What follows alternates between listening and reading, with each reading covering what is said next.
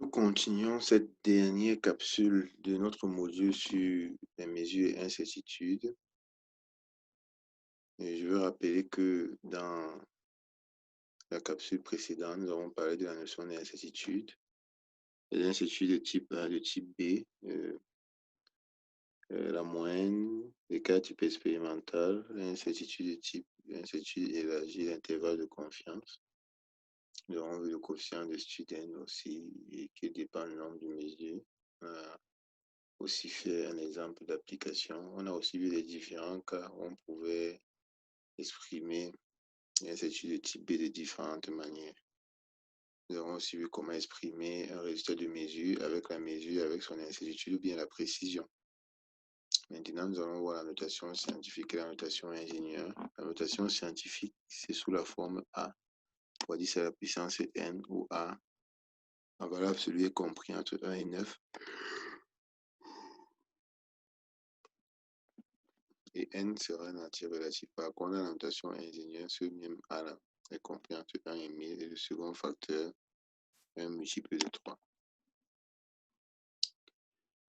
Les chiffres significatifs. Pour connaître le nombre de chiffres significatifs d'une valeur, on va compter. On ne va pas prendre en compte les zéros qui sont à gauche du premier nombre non nul, un peu comme ici. On aura deux chiffres significatifs parce qu'on ne prend pas en compte ces deux zéros qui sont à gauche du premier nombre non nul. Par contre, les zéros qui sont à droite du premier chiffre non nul, je voulais dire, les zéros qui sont à droite du premier chiffre non nul, eux, ils seront comptés. L'écriture scientifique nous permet aussi de bien déterminer les chiffres significatifs. Cette valeur-ci, je l'écris comme 2,8 fois 10 moins 2. Ici, j'ai deux chiffres significatifs. Cette valeur-ci, n'est-ce pas, on aura 6 chiffres significatifs. Vous avez bien compris qu'on ne compte donc pas la puissance de 10. En activité, je vous demande de prendre un temps et de dire le nombre de chiffres significatifs que contiennent ces différentes valeurs.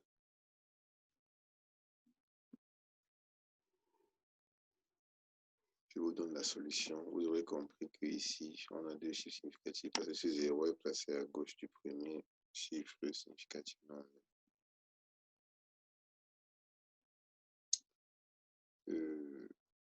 Les chiffres significatifs indiquent la précision. Par convention, on va considérer que le dernier chiffre significatif est connu à plus ou moins 0,5.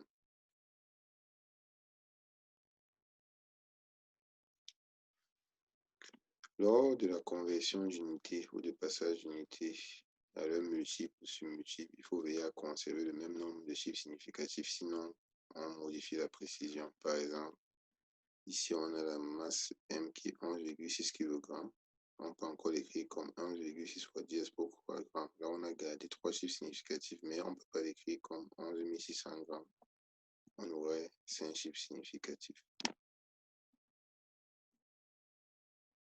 Donc, lorsqu'on va faire une addition, une multiplication, une soustraction, une division, il y a des règles qu'on doit bien suivre au niveau des chiffres significatifs. Par exemple, en faisant cette multiplication, on va donner le résultat ayant, n'est-ce pas, le même nombre, le plus petit nombre de chiffres significatifs, c'est-à-dire 3 chiffres significatifs.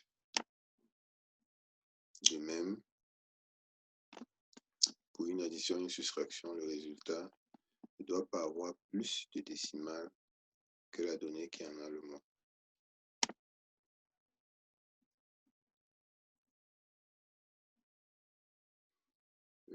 En ce qui concerne l'arrondi, puisque généralement on a souvent de très grandes valeurs qu'on veut arrondir, on va utiliser l'arrondi arithmétique qui est la méthode la plus courante, c'est-à-dire lorsque le chiffre qui suit est supérieur ou égal à 5, on arrondit par excès, sinon on arrondit par défaut. Cet exemple-ci nous renseigne bien sur l'arrondi au dixième. Ici, là, le nombre qui suit 4 est bien plus petit que 5, c'est pourquoi on va l'arrondir comme 1,3 par défaut, alors que dans ce cas-ci, il est supérieur ou égal à 5, on arrondit comme 1,4 par excès. Quelles sont les qualités d'un instrument de mesure? Selon vous, en regardant ce schéma, vous pouvez dire que vous pouvez recenser combien de qualités, n'est-ce pas, d'un instrument de mesure. Prenez un instant pour réfléchir avant de voir la suite.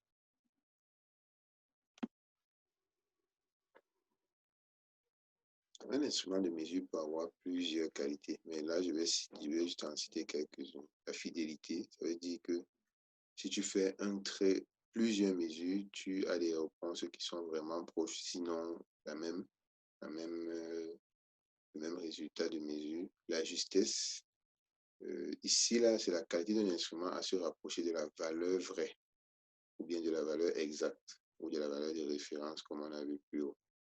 La précision ou l'exactitude, c'est tout simplement la justesse et la fidélité, une combinaison de la justesse et de la fidélité. La sensibilité, c'est la faculté à pouvoir lire les plus petites mesures, c'est aussi une qualité d'un instrument. Par exemple, si vous voulez mesurer des masses de l'ordre de 0,001 g, vous devez avoir un appareil sensible. La résolution, bien sûr, c'est en prenant le cas d'une calculatrice, vous avez des calculatrices qui vont vous donner des résultats avec 9 chiffres, d'autres avec 15 chiffres. Vous voyez donc 15 chiffres, lui, il aura une plus grande résolution. L'appareil qui vous donne des résultats avec 15 digits aura une plus grande résolution que l'appareil qui vous donne des résultats avec 9 digits. Donc, pour solutionner la petite activité que je vous ai donnée, j'ai fait ce petit schéma. Ici, vous voyez donc que cet appareil n'est ni juste ni fidèle, il est imprécis parce qu'il regorge bien sûr des erreurs aléatoires et systématiques. Ici, là, cet appareil n'est pas juste mais fidèle. Il est fidèle pourquoi? Parce que si on effectue plusieurs mesures, on trouvera des résultats qui sont proches. Donc, il regorge donc les erreurs systématiques. Ici, cet appareil est juste, mais il n'est pas fidèle. Pourquoi il est juste? Parce que il va donner des valeurs qui vont un peu se rapprocher de la valeur vraie. Ici, on a une erreur aléatoire. Ici, cet instrument est juste fidèle en même temps. C'est pourquoi non seulement les valeurs sont proches de la valeur vraie, mais pour plusieurs mesures, on obtient aussi des valeurs qui sont proches les unes des autres. Maintenant, nous allons voir la dimension d'une grandeur. Nous allons d'abord appeler cette grandeur fondamentale que sont la longueur, la masse, le temps, l'intensité du courant électrique, la température, la quantité de matière et l'intensité lumineuse. Vous avez les différents symboles qui seront utilisés dans les équations et dimensions et bien sûr les unités que vous connaissez déjà. Nous avons deux autres grandeurs qui peut-être ne sont pas souvent vues au secondaire, l'angle plan et l'angle solide qui seront beaucoup plus vus à l'université. On a aussi des unités dérivées qui sont très fréquemment utilisées en physique et qui ont des noms spécifiques. La fréquence en Hertz, la force en Newton, la pression en Pascal, la différence de potentiel dDP en volts. Nous parvenons à avoir les unités en système international en utilisant l'équation de dimension, c'est-à-dire en donnant leur formule et en remplaçant chaque élément de la formule par sa dimension, c'est-à-dire par son unité. Il y a d'autres unités dérivées qui n'ont pas reçu un nom spécifique, comme la viscosité en Pascal seconde, la tension superficielle en Newton par mètre, le champ électrique en volt par mètre. On peut aussi avoir, à partir de l'équation de dimension, c'est-à-dire en remplaçant dans la formule chaque paramètre ou grandeur par sa dimension. Il existe aussi des unités en dehors du SI, dont la valeur en unité SI est obtenue expérimentalement. Électron-volt, unité de masse atomique ou lorsqu'on fait la radioactivité, unité astronomique. Ici, nous avons les préfixes des multiples et sous-multiples. Commençons par les sous-multiples. Donc, comme avec le décile centi, vous les connaissez bien. Peut-être ce qui vous n'êtes pas très familier sur le pico, le nano et pico, le femto, l'atto, le zepto, l'urto. En termes de multiples. Nous commençons par le déca, hecto, vous l'avez vu à l'école primaire. Peut-être ce qui ne vous est pas très familier, c'est pour la partie du giga, du téra, du péta, de l'hexa, du zeta, du iota. Vous voyez qu'à chaque fois, à partir du kilo, on part en termes du multiple de 3. L'analyse dimensionnelle, comme je l'ai dit précédemment, voudrait que dans une formule, on puisse remplacer chaque grandeur par son unité. On va dire par sa dimension. Donc, ça nous produit dans l'équation aux dimensions. Donc, comme activité, je vous demande de trouver l'équation aux dimensions de la vitesse, de l'accélération et de la pression. Prenez un peu de temps pour réfléchir et après vous regardez la solution. Vous pouvez mettre pause à cette vidéo. Comme solution, vous l'avez deviné, la vitesse est la distance sur le temps. La distance est une longueur divisée par le temps. Voici donc l'équation aux dimensions de la vitesse. L'accélération, c'est la vitesse sur le temps, c'est-à-dire la distance sur le carré du temps. La puissance moins 2 sera mise un peu en haut. Il y a eu une erreur de frappe. Vous pouvez faire pareil pour la pression pour avoir l'équation aux dimensions. On parle d'analyse dimensionnelle pour permettre de retrouver facilement les formules physiques ou bien même certaines unités.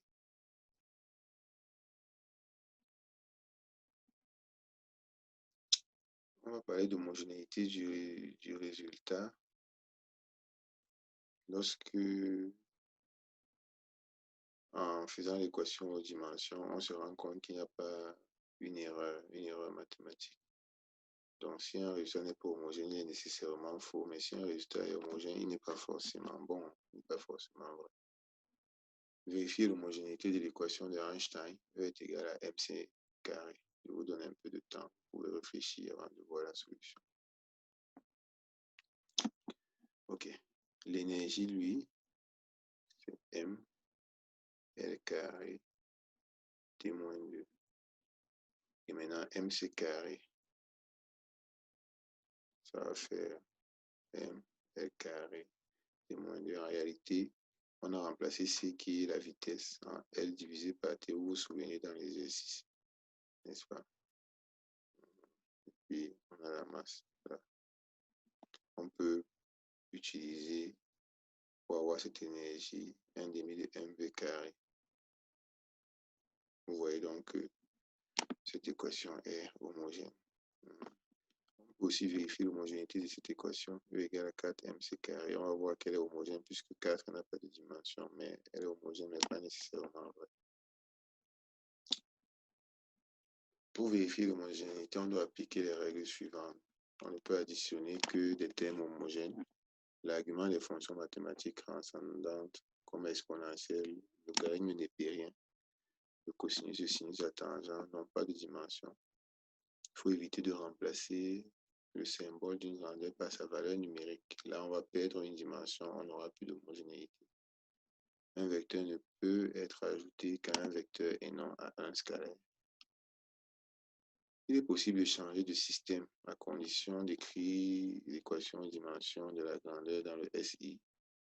Et dans le nouveau système avec des exposés inconnus, on va écrire l'équation de dimension et on va, par identification, pouvoir avoir les équations ou bien un système d'équations qui va nous permettre d'avoir ces exposants inconnus.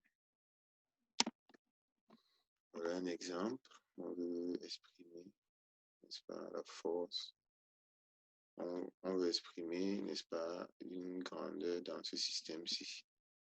Force, masse volumique, fréquence. Donc, on veut écrire les équations aux dimensions de la longueur dans ce système. On va attribuer des exposants inconnus.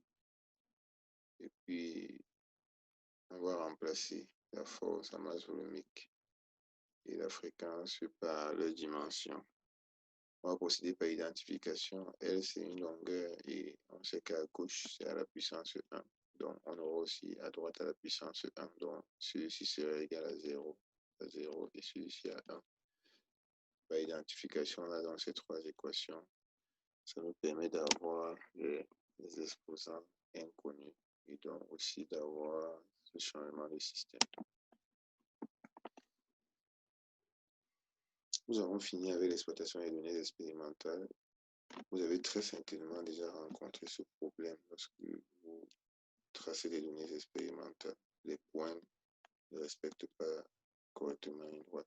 Il est possible de résoudre cela avec plusieurs méthodes. Nous allons voir la méthode des moindres carrés. Cette méthode permet d'avoir les coefficients A et B optimum respectant cette équation aussi-là, n'est-ce pas? Ici, on va prendre le carré. Pourquoi? Parce qu'on veut éliminer les valeurs négatives. En prenant le carré et en résolvant cette équation, on va tomber à ces résultats. Je ne vous souhaite pas de chercher à le démontrer parce que ce n'est pas l'objet de notre cours. Vous allez le retenir et vous allez chercher à l'implémenter. Là, on aura donc les coefficients A et B. A étant la pente, B étant l'ordonnée à l'origine, avec les différentes erreurs.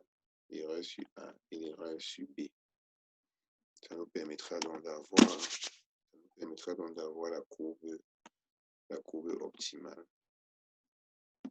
Nous avons aussi le coefficient de corrélation qui nous donne une idée sur l'alignement des points. Il est compris entre moins 1 et 1. Et s'il est égal à plus 1, ça veut dire que les points sont parfaitement alignés selon la droite de pente positive. Égal à moins 1, les points sont parfaitement alignés selon la droite de pente négative.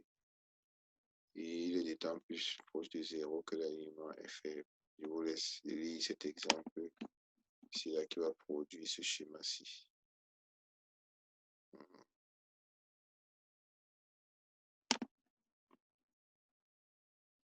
Vous voyez que cet alignement ici n'est pas aussi le coefficient de corrélation R. S'il était égal à 1, on devait avoir des points qui sont alignés. Nous avons aussi l'analyse graphique. Dans l'analyse graphique, ces deux cas-ci sont problématiques parce que nous avons des erreurs trop grandes et ici des erreurs trop petites au point où la courbe ne touche rien de ces erreurs. Dans ce premier cas, qui est le cas le plus intéressant, nous avons dessiné cette courbe-ci et cette autre courbe-ci. Nous allons trouver leur pente, nous allons faire la différence divisée par 2 et c'est ça qui sera considéré comme la pente optimale de la courbe dans cette méthode. Nous allons mieux le voir en exercice dans les travaux dirigés que je vais vous donner. Ces coefficients et même le coefficient de corrélation peuvent être calculés dans des logiciels comme Regressy et Lattice Pro qui vont vous donner ces incertitudes. Donc, je vous attends. Je vous propose de télécharger toutes les vidéos, les 3 vidéos YouTube.